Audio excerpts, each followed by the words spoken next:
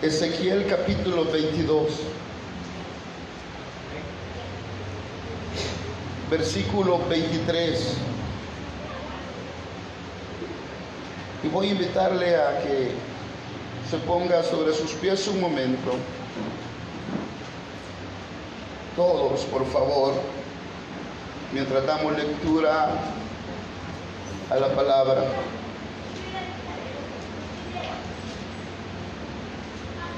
¿Lo tenemos todos, amada iglesia? Amén. Ezequiel capítulo 22, versículo 23, dice de la manera siguiente, en el nombre de nuestro Señor Jesucristo. Vino a mí palabra de Jehová diciendo: Hijo de hombre, di a ella, tú no eres tierra limpia, ni rociada con lluvia en el día del furor. Hay conjuración de sus profetas en medio de ella, como león rugiente que arrebata presa. Devoraron almas, tomaron haciendas y honra, multiplicaron sus viudas en medio de ella. Sus sacerdotes violaron mi ley y contaminaron mis santuarios. Entre lo santo y lo profano no hicieron diferencia, ni distinguieron entre inmundo y limpio. Y de mis días de reposo apartaron sus ojos, y yo he sido profanado en medio de ellos. Sus príncipes en medio de ellas son como lobos que arrebatan presa, derramando sangre para destruir las almas, para obtener ganancias injustas. Y sus profetas recubrían con lodo suelto, profetizándoles vanidad y adivinándoles mentiras, diciendo: así ha dicho Jehová el Señor. Y Jehová no había hablado. El pueblo de la tierra usaba de opresión y cometía robo. Al afligido y menesteroso hacía violencia, y al extranjero oprimía sin derecho. Y busqué entre ellos hombre que hiciese vallado y que se pusiese en la brecha delante de mí a favor de la tierra, para que yo no la destruyese, y no lo hallé. Por tanto, derramé sobre ellos mi ira, con el ardor de mi ira los consumí. Hice volver el camino de ellos sobre su propia cabeza, dice Jehová el Señor. Quiero rogarle, por favor, a usted que está esta noche aquí, le invito a que haga una oración desde lo más profundo de su ser y que le pueda pedir al Señor que por favor esta noche nos pueda hablar y que nuestros corazones sean sensibles a lo que Él quiera decirnos esta noche. Por favor, Padre, en el nombre del Señor Jesucristo, yo te suplicaba, Padre, por la mañana, que tuviera misericordia de mi alma, y no solamente de mi alma, porque al tener misericordia de mi alma beneficiarías a más, porque un alma que tú puedas limpiar y usar es una muestra de tu misericordia para las demás. Padre, perdona mis pecados en esta hora. Te ruego que me lave con la sangre de Jesús y que pueda ser solamente ese canal que tú quieres usar esta noche para llevar a cabo tu propósito. En el nombre de Jesús, por favor, glorioso Espíritu Santo, yo te quiero suplicar que hagas algo esta noche en la vida de cada uno de los que estamos acá y de aquellos que lo escuchan en vivo. Que tu palabra quebrante como martillo nuestros corazones y conciencias cauterizadas, y puedan tomar nuestras vidas un rumbo diferente al que este día hemos tenido. Señor, sabemos que los tiempos son peligrosos, que los tiempos son finales, pero no hay conciencia de ello, pues estamos obrando de una manera como que si no fueses a venir. Ya no nos ocupamos de nuestra salvación con temor y temblor. Por eso hoy te pido perdón por cada uno de nosotros. Y te ruego, Espíritu Santo, que tú puedas hablar a nuestras vidas hasta ahora.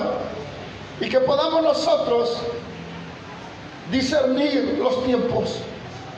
Háblanos, háblanos. Tú no nos necesitas. Hay hijos tuyos que son mejores que nosotros, piadosos, temerosos tuyos.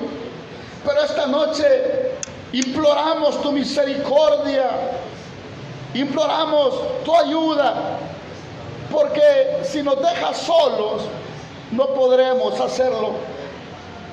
Por eso hoy necesitamos que nos muestres la necesidad de enderezar el rumbo de nuestros caminos, para que así nosotros podamos andar según tu perfecta voluntad y obedeciéndote seamos beneficiados de esa misericordia que tú tienes reservada para aquellos que te aman.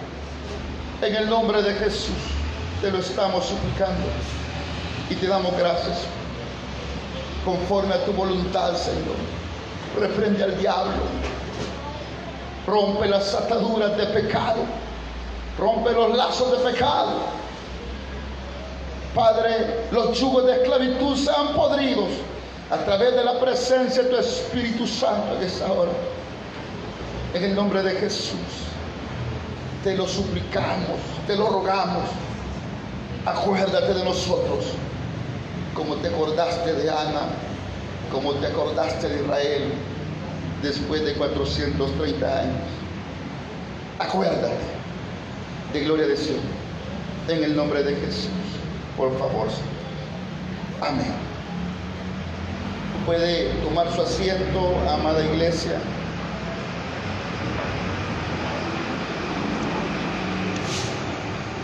Hemos leído una porción que describe a la nación de Judá cautivos en Babilonia. Allá Dios les levantó a este profeta, a este sacerdote Ezequiel, que tenía cerca de 30 años. Y he titulado a la meditación de esta hora características de un corazón que ya está endurecido. Este pueblo de Judá, esta nación de Judá, se había dividido con la nación del reino del norte. Israel, una nación, usted lo sabe, y se había partido en dos. El reino del norte duró 210 años y Dios los llevó cautivos porque pasaron dándole la espalda a Dios durante esos 210 años. Dios le había dicho a Jeroboam que iba a dividir el reino y que le iba a dar 10 tribus a él. Le había dado a Jeroboam la mayor parte del territorio. Dios le había prometido por medio del profeta Elías Silonita en una profecía que le iba a dar la parte más grande de Israel. Y lo sorprendente es que a pesar que le había tocado lo más grande, las inseguridades y su falta de temor al Señor provocaron en Jeroboam darle la espalda a Dios, y darle la espalda a Dios evitó que la nación de Israel fuera un ejemplo para todas las naciones circunvecinas. Ese imperio, ese reino duró 210 años. Y eso nos da una lección que a veces mientras más Dios nos bendice, más desagradecidos somos. A este hombre Dios le había dado el porcentaje mayor de la tierra que él había bendecido, la tierra que fluye leche y miel, pero él, su forma de agradecerle fue pecando él, su familia, y llevando a una nación tras sí a blasfemar el nombre de Dios. Y le duró 210 años. Pero no solamente a este Israel no le importó darle la espalda a Dios, sino que también Judá, viendo que habían sido conquistados en el 722 por el rey Sargón de Asiria, la nación de Judá no aprendió la lección como muchos de nosotros. Vemos que otros han fracasado por darle la espalda a Dios, pero nosotros persistimos en seguir por el camino equivocado, como lo hizo Judá. Y el reino de Judá duró 344 años. Significa que Dios le tuvo tanta misericordia, y ahí puede ver usted la longanimidad de Dios, que le tuvo paciencia 134 años más a esta nación de Judá. Le esperó con mucha paciencia, pero hubo un día en que la paciencia de Dios llegó al límite, porque dice su palabra que Él no tendrá por inocente al culpable. ¿Cuánto tiempo Dios nos ha esperado a nosotros como iglesia? ¿Cuánto tiempo Dios nos ha tenido misericordia para que nuestra actitud cambie y nos convertamos en verdaderos evangélicos y dejemos de ser cristianos de apariencia? ¿Cuánto tiempo en cada uno de nosotros, de los que estamos aquí presentes, Dios nos ha venido hablando, y de los que escuchan en vivo, Dios nos ha venido hablando y mostrando su misericordia, que lejos de pagarla conforme merece nuestro comportamiento, nos ha tenido misericordia y con cuerdas de amor nos ha querido atraer a su camino. Pero nosotros a esas cuerdas de amor le hemos correspondido siendo infieles al Señor, siendo infieles a nuestro llamado. Y esta nación de Judá allá en Babilonia se preguntaba: ¿pero por qué estamos en esta condición? Sus corazones se habían endurecido tanto que cuando el juicio de Dios vino sobre ellos y los llevó 70 años cautivos, en vez de humillarse y reconocer que era la consecuencia de su desobediencia a Dios, ellos empezaron a preguntarse: ¿y por qué? ¿Por qué fue, Ezequiel, que nosotros estamos sufriendo? Y en el Salmo 137, que por cierto hay una canción que se llama Los ríos de Babilonia, que es una alabanza en sí, dice en el Salmo 137, describe lo que estaba pasando, dice: junto a los ríos de Babilonia, allí nos sentábamos y aún llorábamos, acordándonos de Sión. Sobre los sauces en medio de ella colgamos nuestras arpas, y los que nos habían llevado cautivos nos pedían que cantásemos, y los que nos habían desolado nos pedían alegría, diciendo: cantadnos algunos de los cánticos de Sión. ¿Cómo cantaremos cánticos de Jehová en tierra de extraños? Ellos estaban llorando en ese río. Ellos se acordaban de cómo Dios había sido bueno con ellos, de cómo Dios les había dado una tierra que fluía leche y miel. Pero ellos no podían darse cuenta, por la dureza de su corazón, que ellos mismos habían sido los artífices de su desgracia. Y así estamos muchos de nosotros. Hay tanta dureza en el corazón nuestro que no nos estamos dando cuenta que estamos a un paso de caer en el desfiladero. No nos estamos dando cuenta que Dios está a punto de que su paciencia se colme. Y nos hemos vuelto muchos fingidamente a Dios.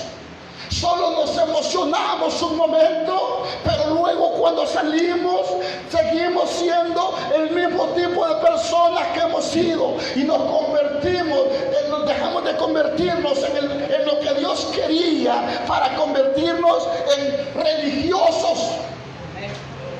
Y lo que realmente quizás nosotros deberíamos de convertirnos es en fariseos. ¿Y por qué le digo eso? ¿Sabe usted qué significa la palabra fariseo? ¿Alguna vez usted se ha detenido a averiguar qué significa la palabra fariseo? Nosotros la palabra fariseo lo usamos de una forma peyorativa, de una forma para descalificar a las personas. Pero ¿sabe que fariseo lo que significa es consagrado? Eso significa fariseo, consagrado. Y es lo que nosotros necesitamos ser una iglesia consagrada a Dios, una iglesia que quiera agradar a Dios. Usted busca la raíz etimológica de la palabra fariseo del hebreo y se va a dar cuenta qué significa eso. Consagrado, y es lo que nosotros necesitamos ser, consagrados a Dios.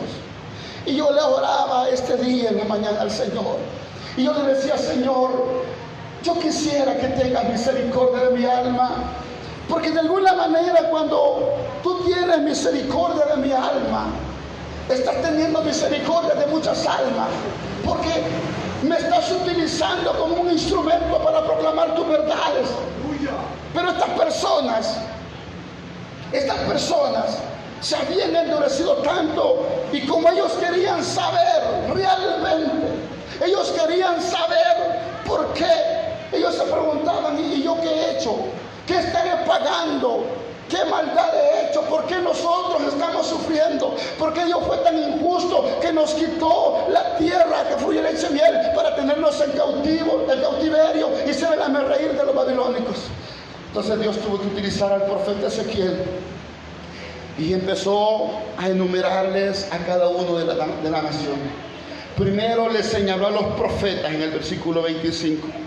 Luego, los profetas eran aquellos instrumentos que Dios utilizaba para traer la palabra de Dios. Es Navi, la palabra de profeta, inspirado.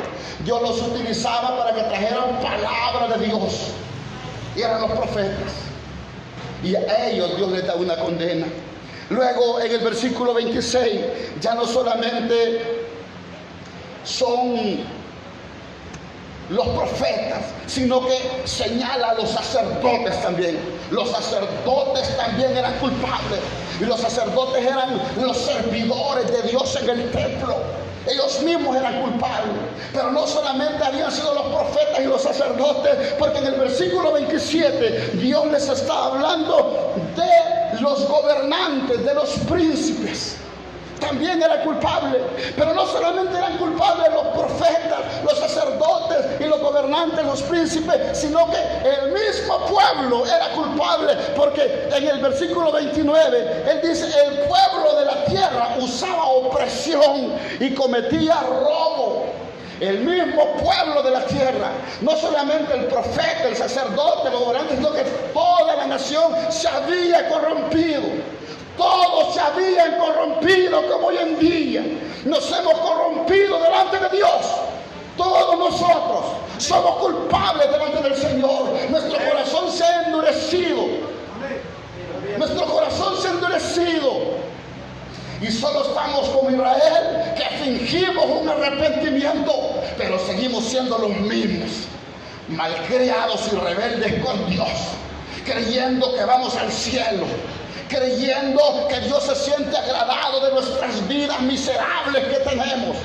Vivimos vidas miserables, vivimos vidas que no tienen paz en nuestro corazón, vidas en las cuales estamos llenos de soberbia, de arrogancia, y que no podemos soportar a nadie, porque nos hemos vuelto como estas personas.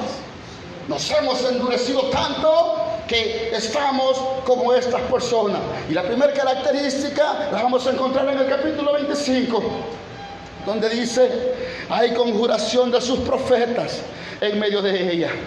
Como león rugiente que arrebata presa, devoraron almas, tomaron haciendas y honra, y multiplicaron sus vidas en medio de ella. La primera característica es que empezamos a ir tras las posesiones materiales como estos malvados. Ellos iban tras las posesiones materiales. Dice que ellos estaban buscando, tomaron haciendas y les gustaba que les dijeran las eminencias. Buscaban ser protagonistas. Ellos querían llamar la atención de todo el mundo. Ellos querían ser importantes. Dejaron de lado presentar a Jehová de los ejércitos, y ellos lo que buscaban era obtener posesiones materiales. Por eso en Isaías, cuando el Señor le estaba diciendo, cuando el Señor le dice a Isaías: ay de aquellos que compran tierra, más le dice Dios: ¿acaso vas a poseer toda la tierra? Habían perdido de lado los valores espirituales y se obsesionaron los sacerdotes, que eran los profetas, que eran los encargados de ser instrumentos de Dios para señalar el pecado al pueblo. Ellos lo que empezaron fue a querer obtener haciendas y haciendas. Óigame bien lo que está diciendo, hacienda. ¿Y cuánto es una hacienda? Una hacienda no es un espacio de una casita como la que usted tiene. Había una codicia desmedida por tener cosas materiales. Y muchos de nosotros estamos en esa condición. Una codicia desmedida por tener cosas materiales, ignorando voluntariamente que esto ya se va a acabar, que el Cristo va a aparecer en esa nube de gloria, en la Chequiná, sonará la trompeta y volará su iglesia. Y nosotros estamos obsesionados con hacer cosas temporales y dinero, sabiendo que eso no lo van a echar en el ataúd. Se quedará, se quedará. Escúcheme bien, todo se quedará. Aquí se quedará la casa, se quedarán los títulos universitarios, el dinero, el carro, tu esposa, tu esposo, tus hijos, todo se quedará. Lo más importante en la vida del hombre es obedecer a Dios. El éxito de nosotros como hijos de Dios no es obtener posesiones materiales, ni tener dinero, ni tener un nombre. El éxito nuestro es ser hijos obedientes, que podamos reflejar la luz y la sal, que es lo que Él espera de nosotros. Eso es lo que Dios espera de nosotros. Eso es lo que Dios quiere. Los profetas, que eran los encargados de enseñarle al pueblo y de decirles, así dice el Señor, no, se materializaron. Empezaron a querer obtener violencia. ¿Y sabe qué es lo más tremendo de todo? Mire, que ellos no solamente querían cosas materiales, sino que dice como león rugiente que arrebata. Ellos se habían vuelto tan duros que ellos quitaban las cosas a la fuerza. No les importaban los medios. Ellos lo que querían era obtener el fin, como muchos de nosotros. No nos importa blasfemar el nombre de Dios con nuestro testimonio, con tal de obtener aquello que nosotros nos hemos propuesto, que nos genera una felicidad temporal. Una felicidad temporal, una felicidad por un momento. Nos hemos vuelto como ellos, como los sacerdotes. Estamos obsesionados con las cosas temporales. Estamos obsesionados en hacer muchas cosas temporales, en obtener mucho dinero, en buscar ser importantes. Y se nos olvida lo que dice Colosenses 3:1. Si pues habéis resucitado con Cristo, buscad las cosas de arriba, donde Cristo está sentado a la diestra de Dios. Poned la mira en las cosas de arriba y no en las de la tierra. El objetivo de Dios con nosotros es que nuestra mirada esté puesta en las cosas eternas. Pero la dureza de corazón no permite que nuestra mirada esté puesta en esas cosas eternas, sino la tenemos puesta en las cosas temporales. No ha terminado el día y estamos pensando y haciendo planes para el futuro. Voy a ganar tanto, voy a hacer tanto, me van a pagar tanto, pero nunca nos encargamos de cuidar nuestra alma porque nos hemos endurecido. Nos hemos cauterizado. Y déjeme decirle algo. De nada van a servir los amenes si nuestra vida no cambia. De nada va a servir que digamos es cierto si nosotros seguimos siendo los mismos. De nada sirve. Somos llamados a ser la luz del mundo. Somos llamados a ser la sal de la tierra. Tenemos un llamado de Dios a la santidad. Tenemos un llamado de Dios a la consagración. Tenemos un llamado de Dios al servicio. No un servicio mediocre, sino un servicio que a Dios le honre. Ese es nuestro llamado como hijos de Dios. Pero como los profetas nos hemos endurecido, tenemos la mirada puesta en las cosas de este mundo. La iglesia perdió el rumbo. La iglesia hoy en día dejamos el verdadero evangelio de Cristo. Dejamos el evangelio de Cristo y empezamos a establecer nuestro propio evangelio. Nos quisieron creer que nosotros ser bendecidos es tener posesiones materiales. Tener agrado de Dios es obtener todos nuestros deseos carnales, nuestros caprichos personales. Y Dios en su misericordia nos los ha concedido. Y lejos de humillarnos, nos ha hecho arrogantes y soberbios delante de Dios. Es tanta la dureza de corazón que nos hemos olvidado de lo más importante. El objetivo de nosotros como hijos de Dios es glorificar a Dios. El objetivo más importante de Dios, el objetivo más importante de nosotros como hijos de Dios es glorificar y exaltar el nombre de Dios. Déjame decirte, no estamos aquí para obtener posesiones materiales de dinero. Eso es nada, eso es basura de este mundo comparado con lo que Dios tiene para nosotros. Es nada. Dios espera más de nosotros. Y esa es la primera característica. Un corazón endurecido lo que busca son posesiones materiales y dinero, y no le importa llevarse a quien quiera llevarse. Él tiene un objetivo. Luego dice el 26: sus sacerdotes violaron mi ley y contaminaron mis santuarios. Entre lo santo y lo profano no hicieron diferencia, ni distinguieron entre inmundo y limpio, y de mis días de reposo apartaron sus ojos, y yo he sido profanado en medio de él. Primera de Pedro 2:9 dice que nosotros somos real sacerdocio. Y los sacerdotes, dice que acá, primero violaron su ley, violaron su palabra, contaminaron mis santuarios. No solamente desobedecieron la palabra, sino que el mismo lugar donde se adoraba la presencia de Dios fue contaminada. Fue contaminada como muchos de nosotros. No solamente desobedecemos su palabra, sino que nosotros que somos templo y morada del Espíritu Santo, hemos contaminado con toda clase de basura de este mundo, este templo. Le hemos contaminado con tanto. Igual que los sacerdotes. Ya ha sido tanta la dureza que nosotros ya no hacemos diferencia entre lo santo y lo profano, entre lo puro y lo impuro, entre lo limpio y lo que no es limpio. Ya no hacemos diferencia. Y esa es la segunda característica. Ya no se diferencia entre es pecado o no. Por el contrario, creemos que todo es relativo. Creemos que todo es relativo. Y llegamos a decir, si los demás lo hacen, ¿por qué no hacerlo yo? Llegamos a decir, en esa iglesia lo hace. Y es tanta la dureza que nosotros llegamos a decir, ¿por qué los hermanos de esa congregación están tan prosperados financieramente? ¿Por qué? ¿Y por qué nosotros no estamos prosperados? Porque empezamos a codiciar las cosas de otros. Y muchas veces hay personas que están entregadas tanto en los afanes, en los deseos de tener posesiones materiales, que a ellos no les importa cómo obtener. Ellos no les importa lo que tengan que hacer para obtener aquello, porque quieren imitar la vida del mundo. Quieren imitar a aquellos y no les importa.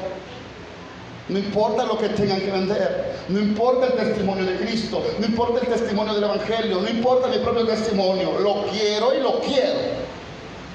Ya no nos importa, ya no hay diferencia, ya no hay diferencia entre mentir y no mentir.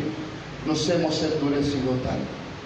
No digo sean, nos hemos endurecido tanto. Ya no nos importa nada. Porque el fin justifica los medios. No importa. Ya no diferenciamos. Hemos permitido que la mundanalidad entre a la iglesia. Queremos vestirnos no para glorificar a Dios. Queremos vestirnos para que todos nos halaguen. Queremos ser el centro de atención. Lastimosamente.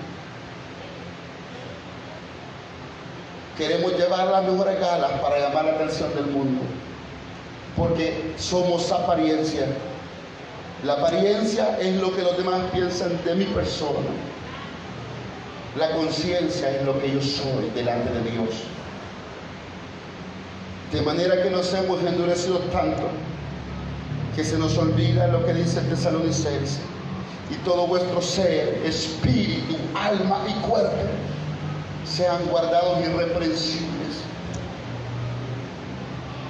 Ya no nos importa. Queremos imitar al mundo.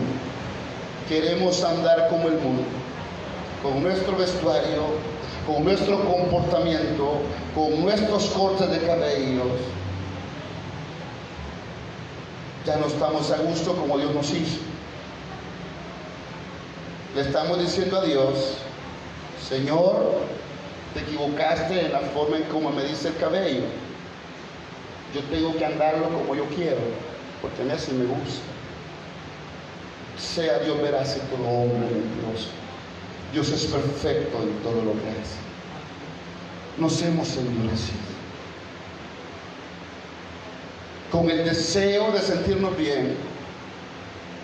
No nos importa hacer tropezar al mundo ni a los hermanos débiles. Somos culpables delante de Dios como ellos. Somos culpables. Todos los que estamos acá, todos los que escuchan en vivo, en algo hemos defraudado a Dios. Hemos permitido que la mundanalidad se meta a la iglesia. Y creemos nosotros que estamos haciendo la voluntad de Dios. Y se cumple lo que dice Juan capítulo 16, 2, donde está diciendo: vendrá tiempo en que algunos los van a matar creyendo que sirven a Dios. Muchos en la dureza de corazón creemos en nuestra imaginación que le servimos a Dios, y nos hemos endurecido tanto que nos da igual comportarnos en nuestra casa, en nuestro trabajo, en nuestros centros educativos, con nuestros vecinos, comportarnos como impíos y luego aparentar delante de Dios, que todo lo ve, de que estamos bien. Aparentar delante de los hermanos de que estamos bien. Se nos olvida que Dios tiene el ojo que nunca duerme. Se nos olvida que Dios nos vio desde que nos levantamos. Y Él dijo: de toda palabra ociosa que los hombres hablen, darán cuenta. Yo no lo juzgo, dijo Jesús. Ellos tienen quien lo juzgue, y es la palabra del Señor. Pero es tanta la dureza que nosotros no nos importa. No nos importa permitir cosas en nuestra vida que a Dios le ofenden. Que a Dios le ofenden. Nos hemos vuelto como estos sacerdotes. Los sacerdotes eran los que le servían al pueblo. Eran los encargados de guiarlos al camino a Dios, como nosotros. Cada uno de nosotros somos los encargados. Cada uno de nosotros. Esa es la segunda característica. El versículo 27. Sus príncipes en medio de ella son como lobos que arrebatan presa, derramando sangre para destruir las almas, para obtener ganancias injustas. La tercera característica es que somos indiferentes a estos gobernantes. Con tal de obtener sus ganancias injustas, dice que no le importaba destruir las almas como muchos de nosotros. ¿Sabe que a veces somos tan duros que no nos importa ni destruir el alma de nuestro cónyuge, de nuestros hijos o de nuestros padres? Somos tan duros que no nos importa. Nos hemos endurecido tanto. Lo importante es que yo me sienta bien. Y no nos damos cuenta que con nuestras actitudes arrastramos al cónyuge, arrastramos a nuestros hijos a vivir una vida de hipocresía. Porque nosotros muchas veces, nuestros hijos, nuestros cónyuges, nos van a seguir y van a ver nuestro comportamiento. Pero lo triste de la dureza del corazón de esto es que queremos que nuestros cónyuges sean diferentes, y que nuestros hijos sean diferentes cuando nosotros no estamos haciendo el mínimo esfuerzo por tener vidas agradables delante de Dios. Nos hemos cargado de hipocresía. Decimos una cosa y nos comportamos de otra forma. Y no nos damos cuenta que de nuestra hipocresía estamos destruyendo las almas de aquellos que nos aman. Se nos olvida. Somos indiferentes. Somos indiferentes. La dureza de corazón se ha aprovechado de nosotros. Ya no discernimos. Total, todos lo hacen. La dureza de corazón nos hace tener una perspectiva diferente de las cosas. Para que yo en esta noche pueda ver como usted mira, yo tengo que estar sentado en ese lugar. Y para que usted pueda ver como yo veo, usted tiene que estar parado a este lugar. ¿Sabe qué significa eso? Que usted tiene que ponerse en el lugar de otro para comprender del porqué del comportamiento de las personas. Esa es la perspectiva correcta. ¿Por qué las personas se comportan así? ¿Por qué lo hacen de esa forma? No somos empáticos ni nos ponemos en los pies de otro. Por el contrario, agarramos el martillo como el juez y decimos culpable. Y se nos olvida que nosotros mismos somos más culpables que estas personas. Hay un propósito de Dios. Nadie construye un edificio sin un propósito. Lo hablaba con una persona antes del culto. Nadie construye un celular sin un propósito. Nadie construye una televisión sin un propósito. Dios nos creó a nosotros con un propósito. Y el propósito de Dios es que seamos luz y que seamos sal. Hay un propósito de Dios en nuestra vida. La dureza de nuestro corazón nos está permitiendo que veamos ese propósito. ¿Me está comprendiendo? Quiera Dios que en su misericordia podamos darnos cuenta del propósito de Dios. Quiera Dios que en su misericordia nosotros podamos comprender que no estamos en esta tierra solo para pasarla. Dios pudo haber usado ángeles para predicar el evangelio, pero Dios tuvo bien usar criaturas pecadoras, regeneradas, para que diéramos testimonio de su misericordia, de su amor y de su poder. Él en su bondad nos acogió a nosotros, pero la dureza de corazón no nos hace comprender ese propósito. La cuarta característica, el 28. Y sus profetas recubrían con lodo suelto, profetizándoles vanidad y adivinándoles mentiras, diciendo: así ha dicho Jehová el Señor, y Jehová no había hablado.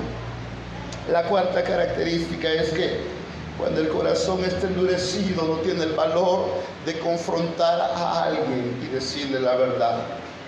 Quiere acomodar la palabra para que la persona no se vaya de la iglesia. Hay muchos profetas y apóstoles que no quieren hablar la verdad del evangelio. Ya no quieren predicar del infierno. Ya no quieren hablar de cosas que vayan a hacer alejar a las personas de la congregación, no del Señor.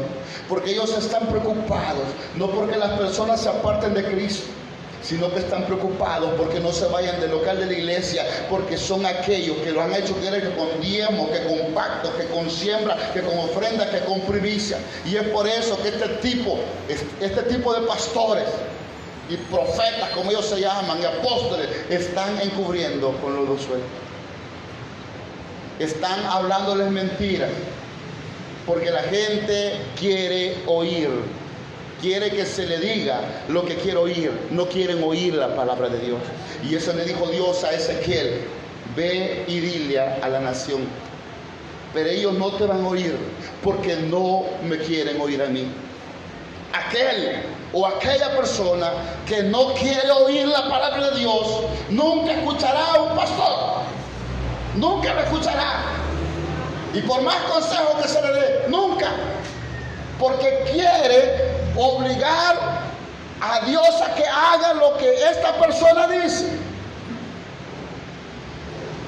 Por eso en Isaías 55 dice que la palabra de Dios es como la hierba, como la semilla, que crece, tiene un propósito. La palabra de Dios produce algo. La palabra de Dios a través del Espíritu Santo va a producir dos cosas en el oyente. Una, o va a producir en las personas un rechazo para la palabra, o va a producir un arrepentimiento. Porque con los fariseos eso pasó con el Sanedrín. Esteban les predicó lleno del poder del Espíritu Santo y les presentó la palabra, y dice que ellos crujían los dientes y querían matarlo, porque dos cosas van a suceder: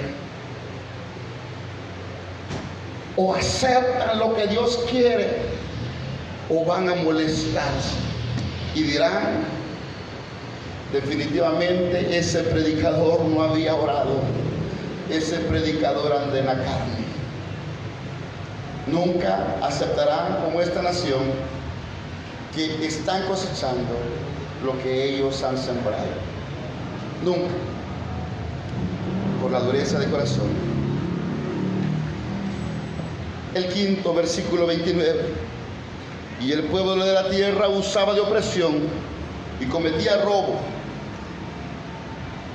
Al afligido y menesteroso hacían violencia. Del extranjero oprimían sin derecho. La quinta característica es que cuando un corazón está endurecido, quiere enseñorearse de los demás. El mismo pueblo había visto de su liderazgo, de los sacerdotes, de los profetas, de los gobernadores. Había visto el comportamiento que tenían, y ese comportamiento se replicaba en el pueblo. El comportamiento de nuestros hijos muchas veces es la réplica de nuestro comportamiento en nuestro hogar. El comportamiento de nuestro cónyuge es la réplica de cómo somos nosotros. Y a ellos hacían lo mismo. Ellos se aprovechaban. Al afligido no lo consolaban. Al afligido lo que hacían era afligirlo más. Al menesteroso, busque usted en su casa que es menesteroso. A ellos no les importaban los menesterosos, para nada. Dice que los oprimían, y esa es otra característica. Cuando el corazón está endurecido, lo que busca es enseñorearse de los demás. Se hace como yo digo o no se hace, o es como yo pienso o no sirve. Porque muchas veces confundimos que la autoridad de Dios es mandar como el mundo lo tiene. Cuando Jesús dijo: en los reyes de la tierra ustedes se dan cuenta que los reyes se enseñorean de los demás, pero en ustedes, mi iglesia, no va a ser así. El que quiera ser grande es el que tiene que ser el tonto de todos, porque según la humanidad es ser tonto servirle a los demás. Aguantarle a los demás es ser tonto según la óptica del mundo. Aguantarle a los demás ser tonto, pero bajo la óptica y los principios del Evangelio es ser un hijo obediente, una hija obediente a Dios. Aunque el mundo descalifique, pero Dios te califique. Y es mejor ser señalado por el mundo, ¿entiendes? Ser señalado por el mundo y aprobado por Dios, que ser aprobado por el mundo y señalado por Dios. Es mejor ser juzgado por el mundo y aprobado por Dios, que ser aprobado por el mundo y que Dios nos juzgue. Por eso me causa gracia cuando muchas personas dicen: a mí solo Dios puede juzgarme. Si supieran lo que están diciendo, si conocieran al Dios de la Biblia, si conocieran al Dios que hizo los cielos y la tierra, pensarían dos veces en decir eso. Pensarían dos veces en decir que a mí solo Dios puede juzgarme. Lo pensarían mucho. Pero el problema es que no conocen al Dios de la Biblia. Tienen al Dios de su imaginación, a ese Dios, no al Dios vivo, al Dios que muchos les han hecho creer, a ese Dios que creen que es un Dios que se acomoda a los caprichos y a los deseos carnales de los humanos. Hoy todo el mundo dice que es hijo de Dios, pero quiere vivir como hijo del diablo.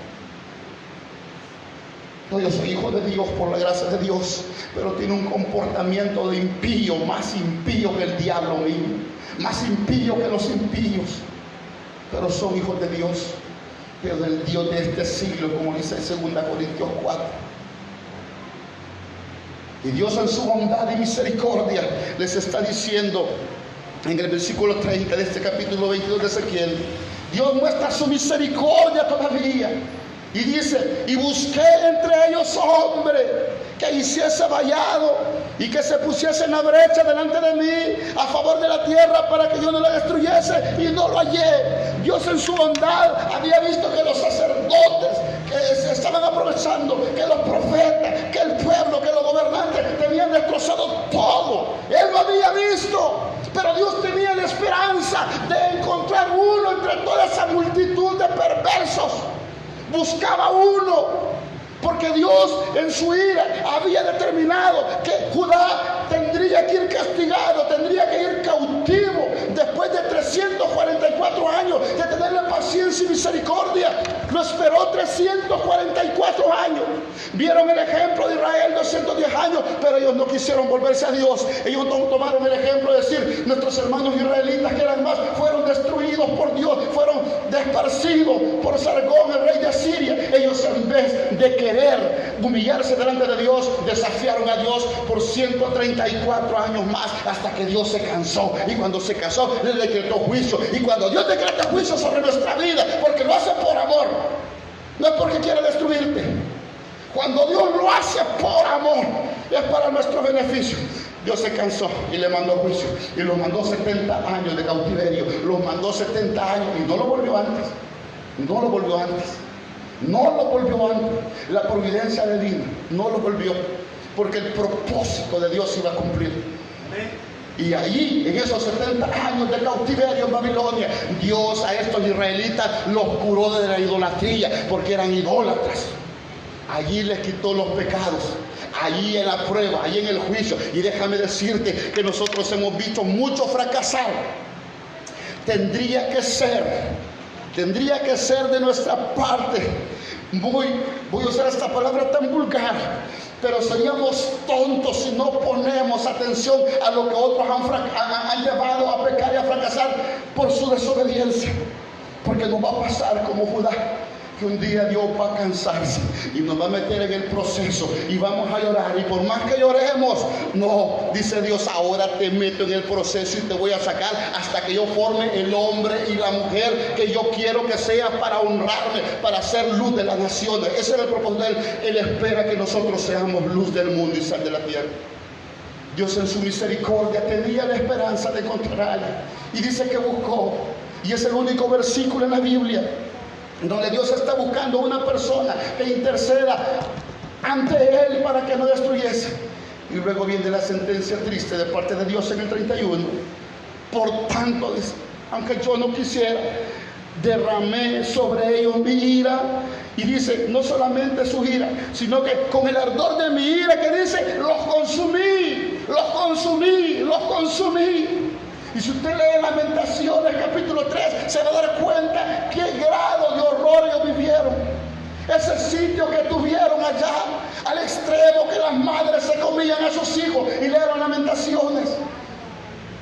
Lea qué triste fue cuando Dios decidió pasar la factura. Los consumí. ¿Qué es consumir? Dices a veces, no, tire la leña al fuego para que se consuma. ¿Y qué quedó de solamente? No quedó nada más que ceniza. ¿Y qué dice?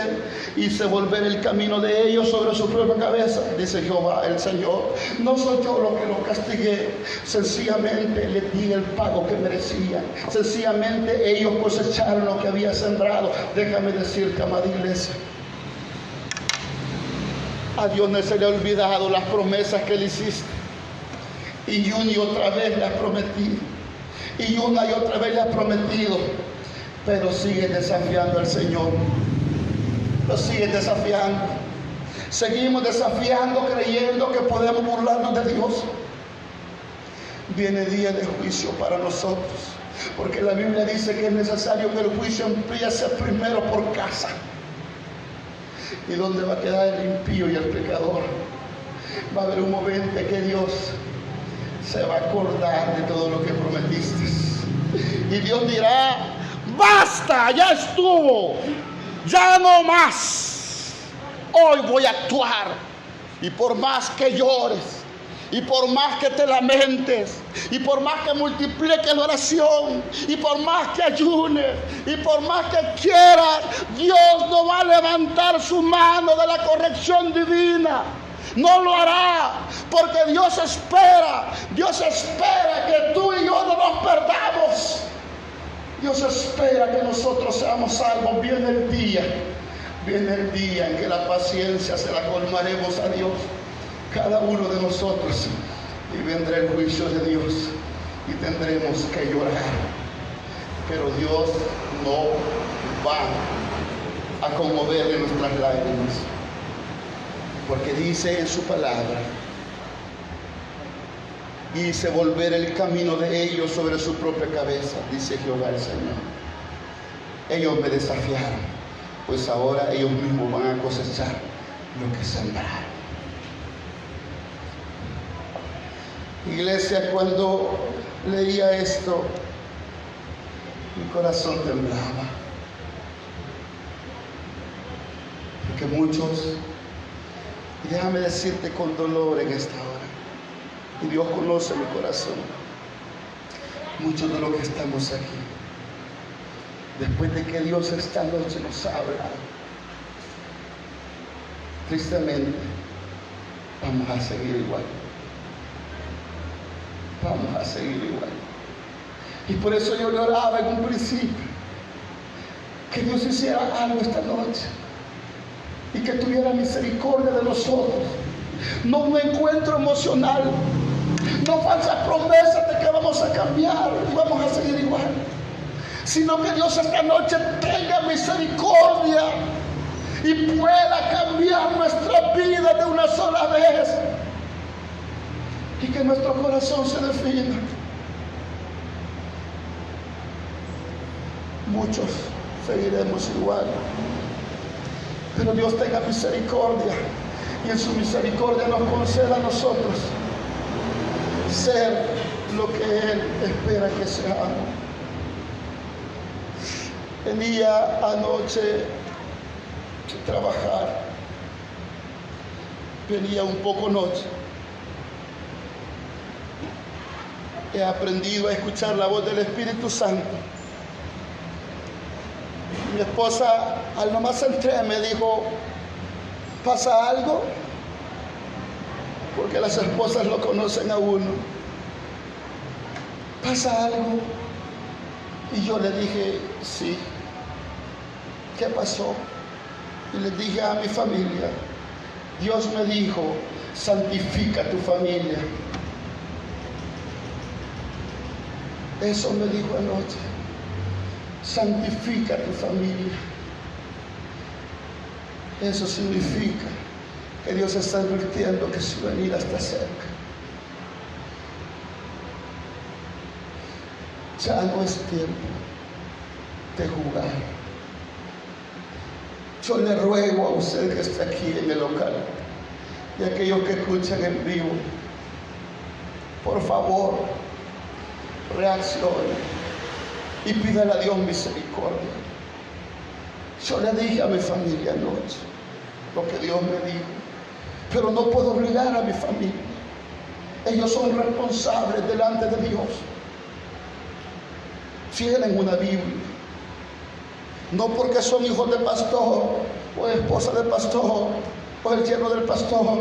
Cada uno de nosotros somos responsables delante de Dios. Cada uno de nosotros.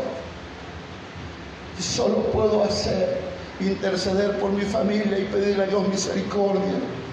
Porque yo no puedo hacer nada por ellos, mas Dios puede hacer todo por ellos. Por favor, pídele a Dios misericordia esta noche.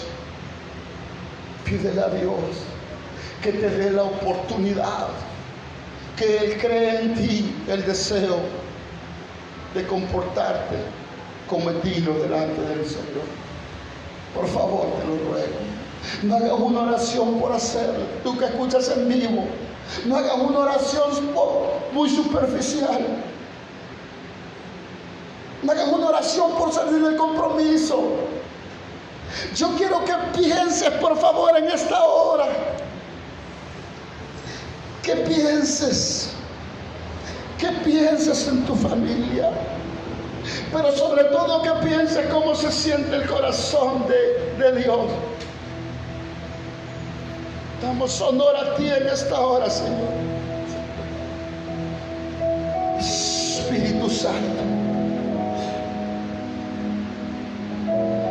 yo te suplico en esta noche que tengas misericordia, Señor. Que tengas misericordia de cada uno de nosotros. Yo te ruego que le pidas misericordia a Dios. Dile a Dios, por favor, quita la dureza de mi corazón. Dame la oportunidad de honrarte con mi vida.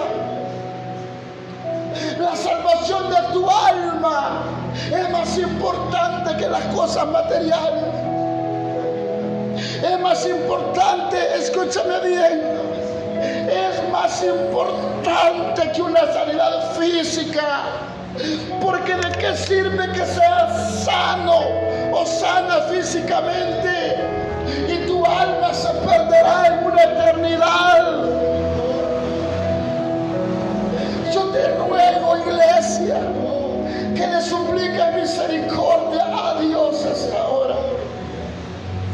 Señor, yo te suplico misericordia por mi hermana Roselia Villarán, por mi hermano Luis Enrique Molina, por mi hermana Sandra Dubón, por mi hermana Ceci Bautista, por Maricruz González. En el nombre de Jesús, por sus familias. Yo te quiero pedir en esta noche, Padre Celestial, por cada uno de los que están aquí presentes, por cada jovencita, por cada joven del ministerio, por cada adulto mayor, por cada esposo, por cada esposa, por cada niño, por favor. Yo te suplico misericordia por nosotros, por Carlos Morán. Yo te ruego por Margarita Guzmán. Yo te ruego por Ernesto Velara. Yo te suplico, Padre, por cada uno de los que no están aquí. Yo te suplico por Josué Molina, Señor, por su esposa. Te suplico por Walter García, por Denis Hernández y su familia, por Oscar Cerritos y su familia, Señor, por Joel Sánchez y su familia, Señor, por Moisés Cortés y su familia, por mi hermana Saraí Hernández y su familia, Señor. Por favor, por cada familia, Padre, de este ministerio, por nombre y apellido, ten misericordia por mi hermano Gerardo Amaya y su familia.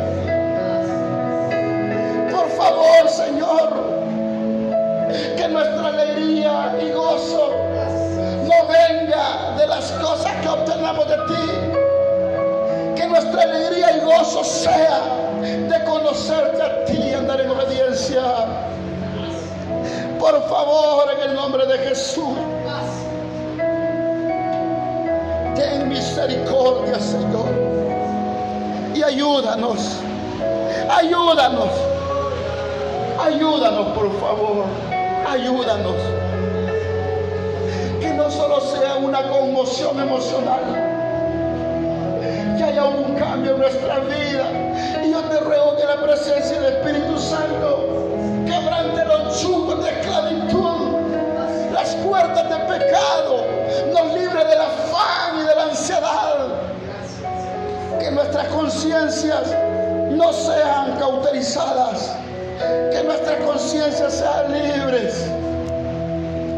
Si la alabanza dice que tú eres Rey de Reyes, admirable, tú eres el principio y el fin. Cumple tu propósito en nuestra vida, y aunque no lo aceptemos, y aunque no nos guste, y aunque no sea, Padre Celestial, lo que nosotros creemos que merecemos, danos por favor la oportunidad de andar como es digno de ti. Ayúdanos a vincular la misericordia tuya con la necesidad humana, Señor. Ayúdanos a interceder con amor y pasión por los demás. Ayúdanos a no ser indiferentes. Ayúdanos y líbranos para no caer en manos tuyas, Padre. En el nombre de Jesús.